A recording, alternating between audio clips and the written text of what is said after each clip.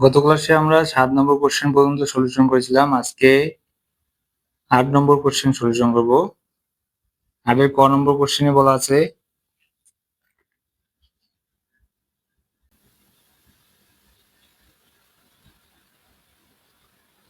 P equal A,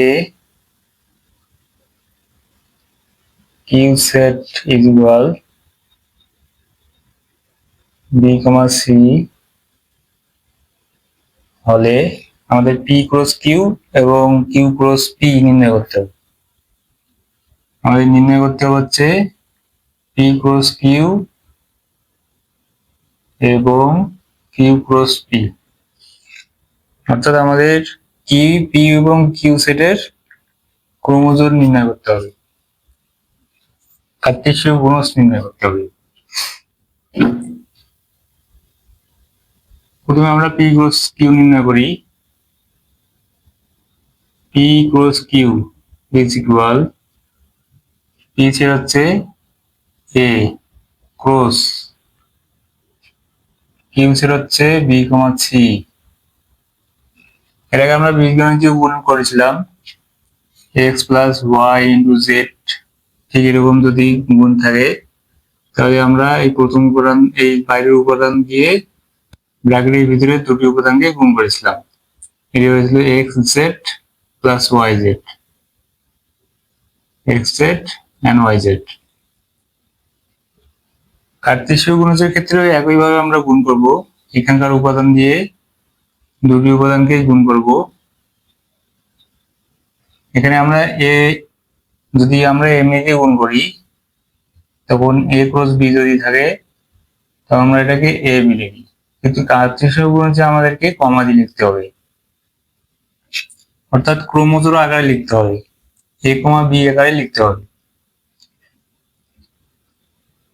আমরা a R b যদি গুণ করি তাহলে হবে a, b, এরপরে a আর c যদি গুণ করি তাহলে হবে a, c।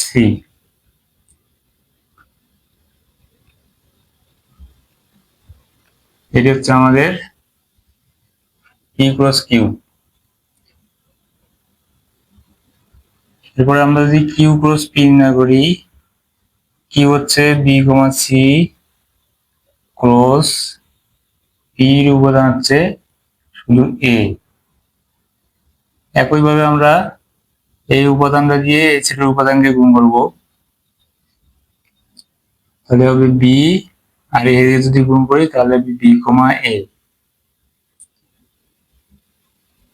এরপর আমরা C দিয়ে গুণ করব, C দিয়ে যদি গুণ করি তাহলে হবে C, A। এটি হবে Q cross P। A is equal to 3, 4, 5 একটি সেট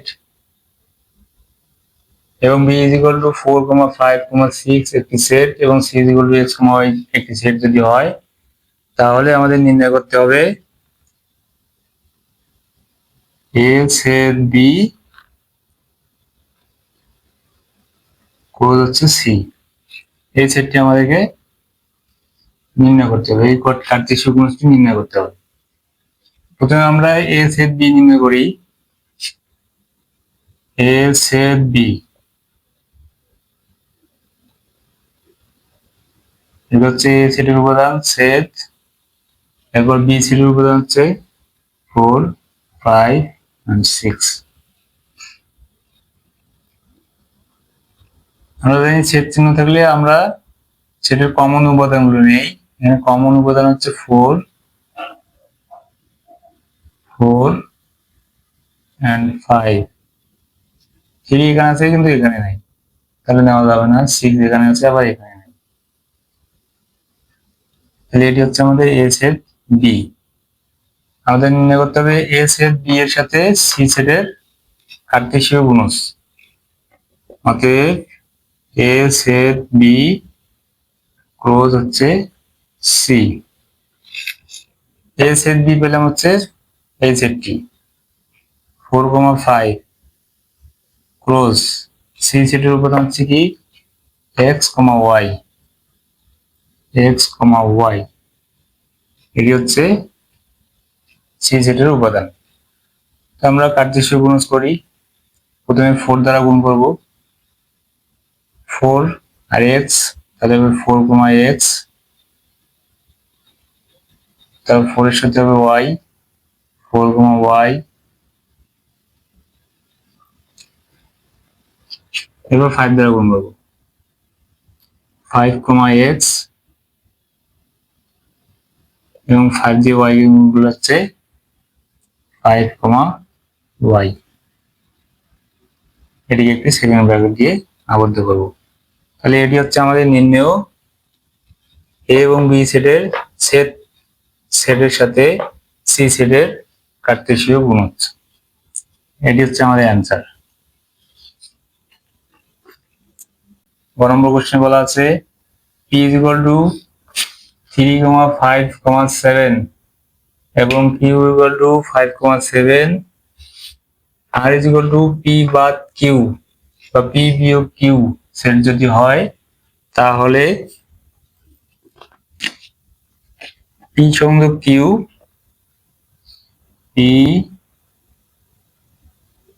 p সংযোগ q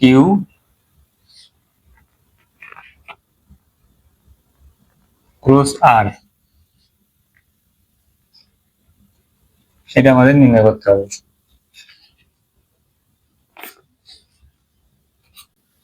এখানে আমাদের p সেটের উপাদান এবং q সেটের উপাদানগুলো সরাসরি দেওয়া আছে, কিন্তু r সেটের উপাদানগুলো সরাসরি দেওয়া নেই, একটি শর্তের মাধ্যমে দেওয়া আছে, p বাদ হচ্ছে q, p বিয়োগ q। আমরা আগে r সেটের উপাদানগুলো নির্ণয় করি। তাহলে r = কি হবে, p বাদ হচ্ছে q।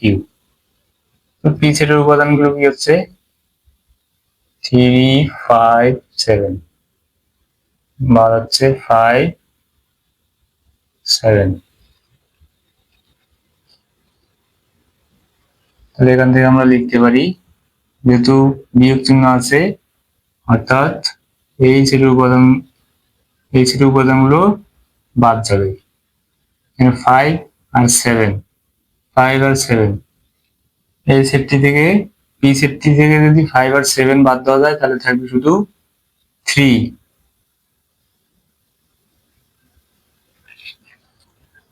তাহলে আর সেটের উপাদান হচ্ছে 3। এবার আমাদের নির্ণয় করতে হবে পি সংযোগ কিউ। পি সংযোগ কিউ ইকুয়াল, পি সেটের উপাদানগুলো লিখি 3, 5, 7 সংযোগ কিউ সেটের উপাদান হচ্ছে 5, 7। সংযোগ থাকলে আমাদের কমন আনকমন সব উপাদান নিতে হবে। 3, 5, আর 7 এগুলোই।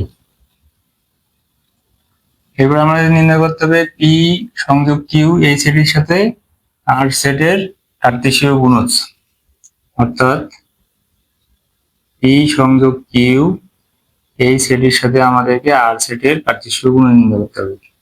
পি সংযোগ কিউ আমরা পেলাম হচ্ছে এই সেটটি, এটি লিখি 3, 5, 7 ক্রস হচ্ছে আর সেটের উপাদান কি, আর সেটের উপাদানটা আমরা বের করলাম হচ্ছে 3। এবার আমরা কার্টেসীয় গুণজ করব।